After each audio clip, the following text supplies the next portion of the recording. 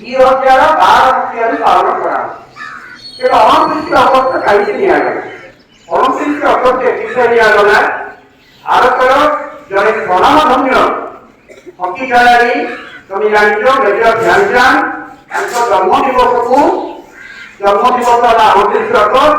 ସେହି ଦିବସକୁ 2012 ମସିହାରୁ ଜାତୀୟ କ୍ରୀଡ଼ା ଦିବସ ରୂପେ ପାଳନ କରାଯାଉଅଛି। ବୁଝିଲା? ତେବେ ତାକୁ ଆମେ କହିବା ହକି ଲେଜେଣ୍ଡ କହିପାରିବା, ହକି ୱିଜାର୍ଡ ବୋଲି କହିପାରିବା, ଆଉ ଗୋଟେ କହିପାରିବା ମ୍ୟାଜିସିଆନ ବା ହକି ମ୍ୟାଜିସିଆନ। ତାଙ୍କ ନେତୃତ୍ୱରେ ଭାରତ ସ୍ୱାଧୀନତା ପୂର୍ବରୁ ଭାରତ ହକି ଟିମ୍ର ନେତୃତ୍ୱ ନେଇ 1928 ମସିହା, 1932 ମସିହା, 1936 ମସିହା ଏହିପରି 3ଟି ମସିହାରେ ଭାରତ ଅଲିମ୍ପିକରେ ଗୋଲ୍ଡ ମେଡାଲ ପାଇଥିଲା। ତମେ ଜାଣିଛ ଏଇ ବର୍ଷ ଯୋଉ ଅଲିମ୍ପିକ ହେଲା ପ୍ୟାରିସରେ ଭାରତ ବ୍ରୋଞ୍ଜ ମେଡାଲ ପାଇଛି।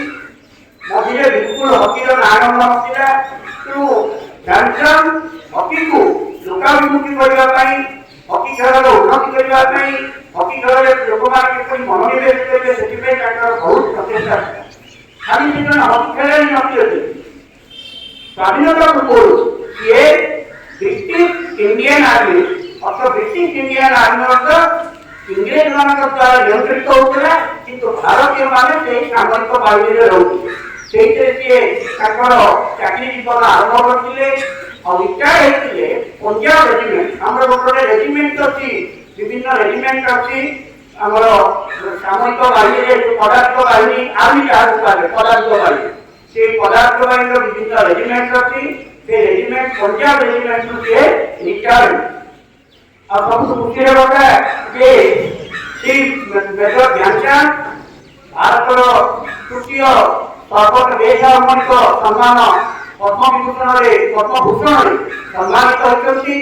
ତତ୍ସହ ଭାରତର କ୍ରୀଡ଼ା କ୍ଷେତ୍ରରେ ସବୁଠୁ ଯୋଉଟା ସର୍ବୋଚ୍ଚ ସମ୍ମାନ ଖେଳରତ୍ନ ଆୱାର୍ଡ, ତାକୁ ଆଗରୁ କୁହାଯାଉଥିଲା ରାଜୀବ ଗାନ୍ଧୀ ଖେଳରତ୍ନ ଆୱାର୍ଡ, କିନ୍ତୁ 2018 ମସିହାରୁ ରାଜୀବ ଗାନ୍ଧୀ ଖେଳରତ୍ନ ଆୱାର୍ଡ ବଦଳି ଯାଇଛି। ଏହି ମହାନ ଖେଳାଳିଙ୍କ ନାମରେ ମେଜର ଧ୍ୟାନଚାନ୍ଦ ଖେଳରତ୍ନ ଆୱାର୍ଡ ରୂପେ ପରିଗଣିତ ହୋଇଛି।